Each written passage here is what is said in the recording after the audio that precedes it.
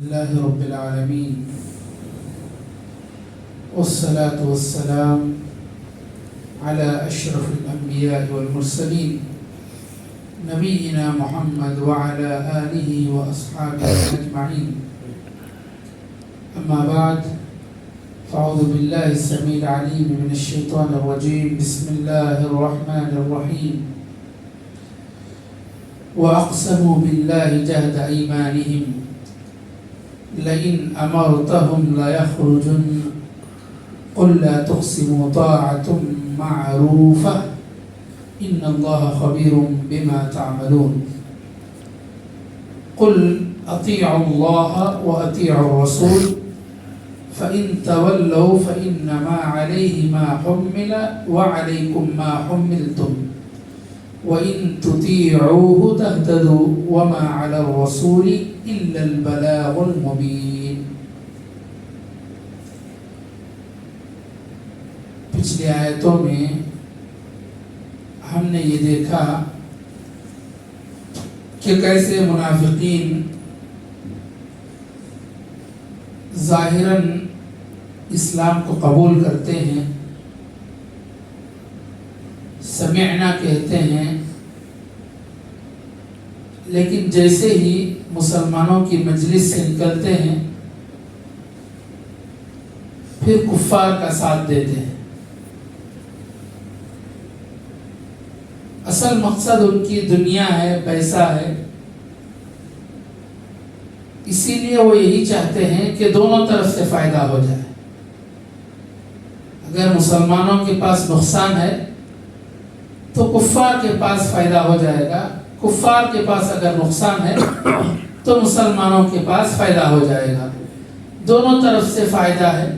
مثال بھی دیا تھا میں، جنگوں میں مسلمانوں کے پاس آتے تھے، کہتے تھے کہ ہم زیادہ حقدار ہیں، ہم پہلی صفوں میں تھے اور رہیں گے اور آپ کا ساتھ دیتے رہیں گے.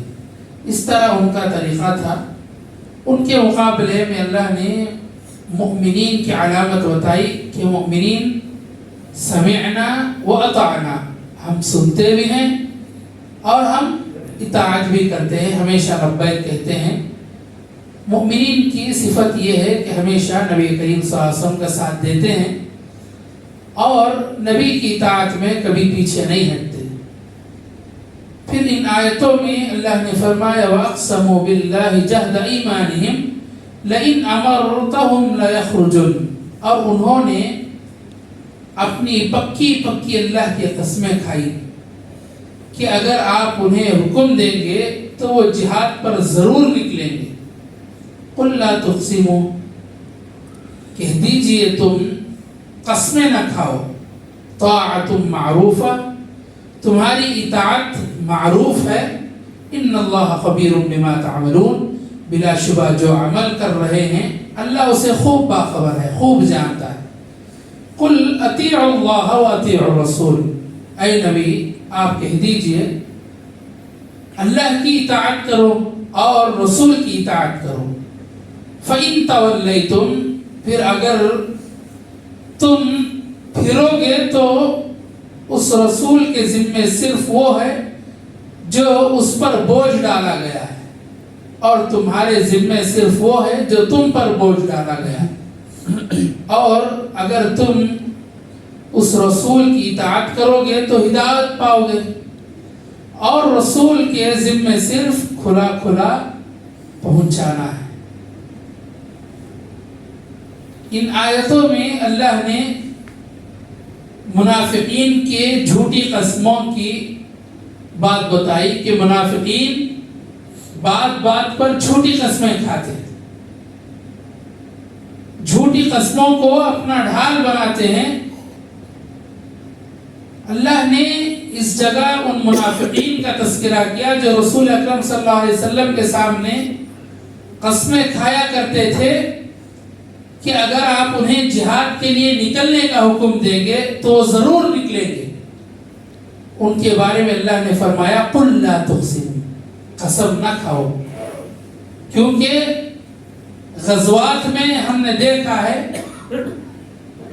کہ جب بھی قسم کھاتے غزوات کا موقع آتا جنگوں کا موقع آتا سب سے پہلے منافقین پھر کر نکل جاتے، چاہے وہ بدر کا موقع ہو، چاہے وہ حج کا موقع ہو، چاہے خندق کا موقع ہو، یوم احزاب کا موقع ہو، غزوہ احزاب کا، چاہے کسی بھی جنگ کا معاملہ ہو، منافقین یا تو چپکے سے نکل جاتے یا تو خندق کی طرح کفار کا ساتھ دیتے۔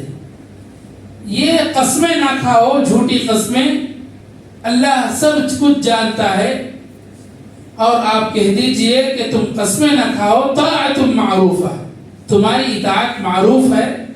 کہا گیا کہ ان الفاظ کے معنی یہ ہیں کہ تمہاری فرما برداری معروف ہے، یعنی تمہاری فرما برداری کے بارے میں معلوم ہے کہ وہ محض زبانی دعوے ہیں، زبان کے علاوہ کچھ نہیں ہے، تم دنیاوی لحاظ سے کام کرتے ہو۔ اور جو انسان حقیقت میں کام کرنا چاہتا ہے وہ کبھی قسمیں نہیں کھاتا۔ اور منافقین کی ایک علامت یہ تھی کہ وہ ہمیشہ ایمان کی قسمیں کھاتے تھے کہ ہم ایمان والے ہیں، ہم آپ پر ایمان رکھتے ہیں، اللہ رسول پر ایمان رکھتے ہیں۔ لیکن وہی اس کے مقابلے میں صحابہ کے تعلق سے کہا گیا کہ صحابہ عملاً یہ ثابت کرتے تھے کہ واقعتاً وہ اللہ پر ایمان رکھتے ہیں اور اللہ رسول کی اطاعت کرتے ہیں۔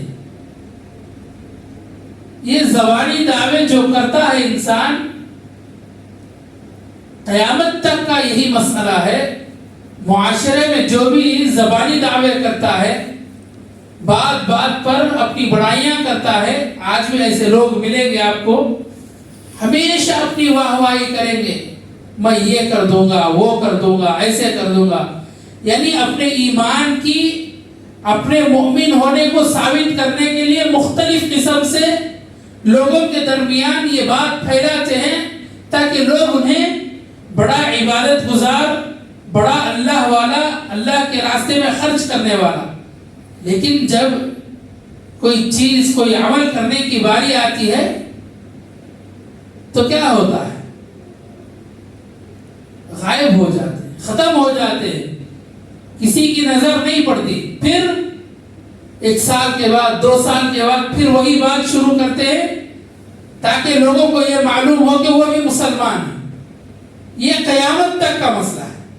یہ منافقین کے تعلق سے بھی یہی بات بتائی گئی کہ وہ قسمیں کھا کھا کر کہتے تھے کہ ہم ایمان والے ہیں، ہم جنگوں میں ساتھ نکلیں گے۔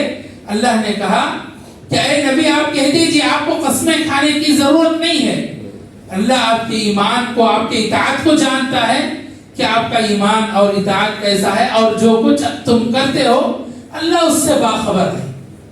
قل اطیعوا اللہ واطیعوا الرسول، اے نبی آپ کہہ دیجئے کہ اگر سچے پکے مسلمان ہونا ہے، اللہ کے فرما برداری اور نبی کی فرما برداری کے لسٹ میں شامل ہونا ہے، قسمیں نہ کھاؤ، جھوٹے وعدے نہ کرو، دھوکہ نہ دو، امانت داری میں خیانت نہ کرو، بس اللہ کی اطاعت کرو، نبی کی اطاعت کرو، اس کے مقابلے میں اللہ کی نافرمانی نہ کرو، نبی کی اتباع سے منہ نہ پھیرو۔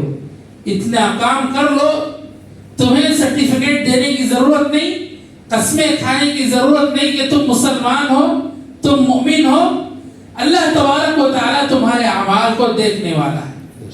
فَإِن تَوَلَّوْا، اگر تم منہ پھیر لیتے ہو، فَإِنَّمَا عَلَيْهِ مَا حُمِّلَ عَلَيْكُمْ وَعَلَيْكُمْ مَا حُمِّلْتُمْ، تو اس رسول کے ذمہ صرف وہ ہے جو اس پر بوجھ ڈالا گیا ہے۔ نبی پر صرف اتنی ذمہ داری ہے جتنا نبی پر بوجھ ڈالا گیا۔ مطلب کیا ہے؟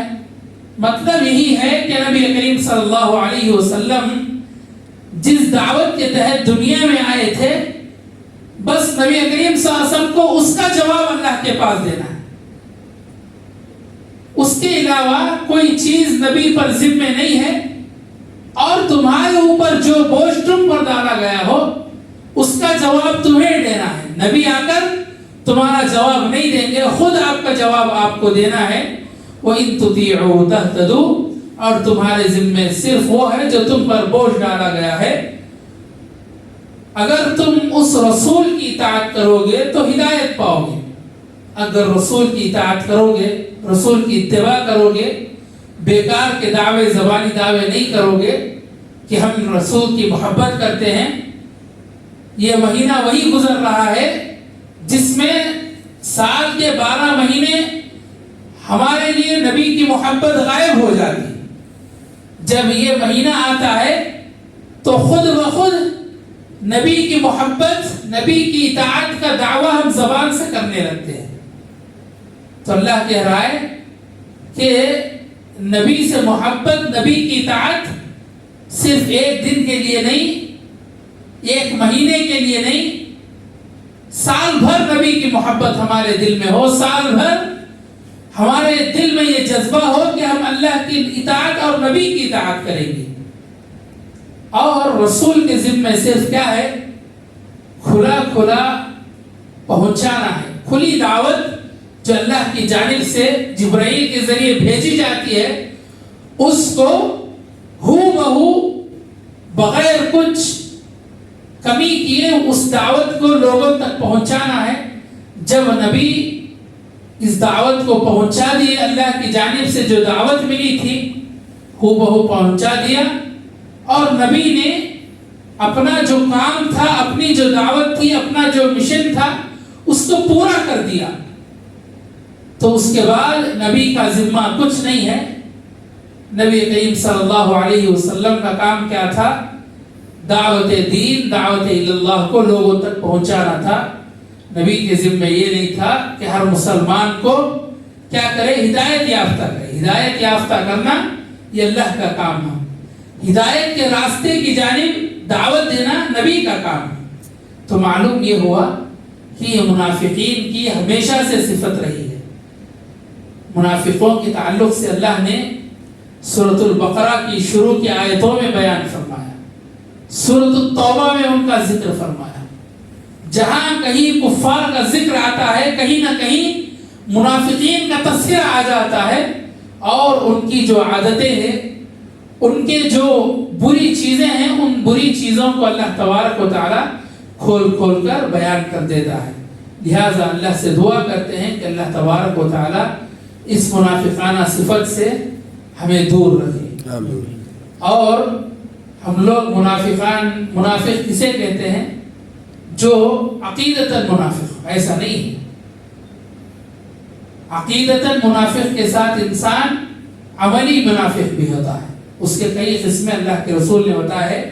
لہٰذا ہم اللہ سے دعا کرتے ہیں کہ اللہ تبارک و تعالی ہمیں عقیدتاً منافق کے ساتھ ساتھ عملی منافق بننے سے بھی بچائے. آمین. وآخر دعوانا ان الحمد للہ رب العالمین.